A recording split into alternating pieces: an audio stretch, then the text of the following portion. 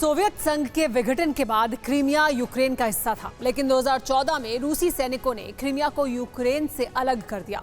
Crimea में इस वक्त रूस के कई सैन्य ठिकाने हैं, बारूदी गोदाम हैं। इस समय जब यूक्रेन और रूस के बीच 6 महीने से जंग चल रही है, तब फिर अचानक से क्रीमिया में हमले तेज हो गए हैं। हफ्ते भर में तीसरी बार क्रीमिया में रूसी अड्डे पर अटैक किया गया है।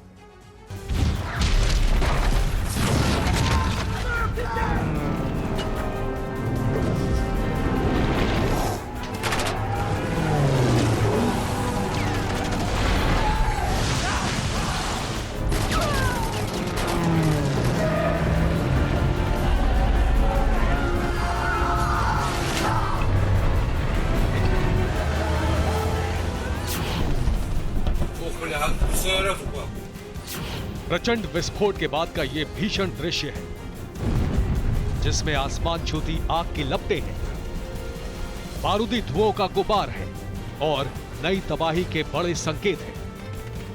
ये पूर्वी यूरोप में बारूदी तबाही का विस्तार है। ये क्रीमिया में त्रासदी की नई कहानी है।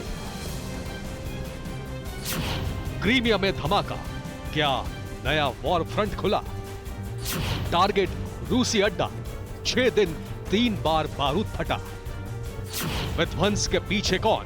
प्रेसिडेंट पुतिन क्यों मौन? नया भीषण धमाका भी रूसी ठिकानों पर ही हुआ है। सबसे नया धमाका सिमफेरोपोल में रूसी मिलिट्री एयरबेस के पास हुआ है।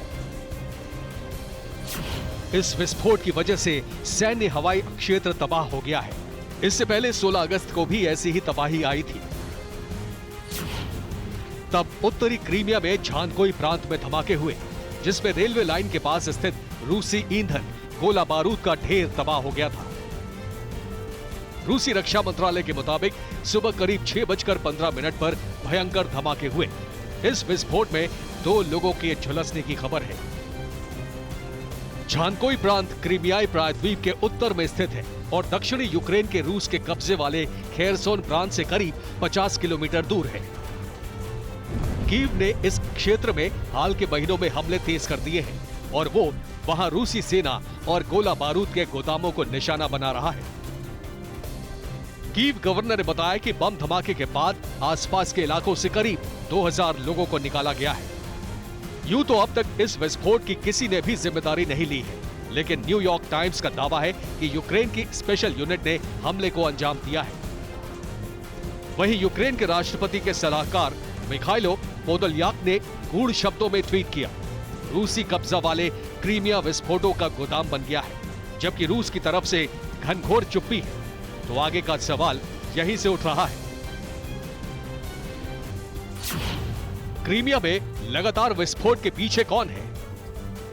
रूसी ठिकानों पर हमले के बाद भी पुतिन चुप क्यों है? क्या शाख कमजोर होने के डर से रूस खामोश है? ये सवाल इसलिए उठ रहे हैं क्योंकि 6 दिनों के अंदर तीसरी बार ऐसा विस्फोट हुआ है।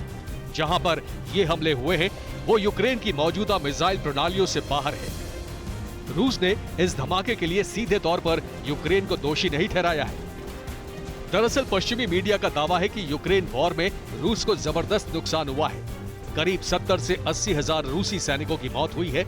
जिस क्रीमिया में अभी धमाके हो रहे हैं, वो यूक्रेन का ही हिस्सा था, लेकिन 8 बरसों से ये रूसी सैनिकों के कब्जे में है।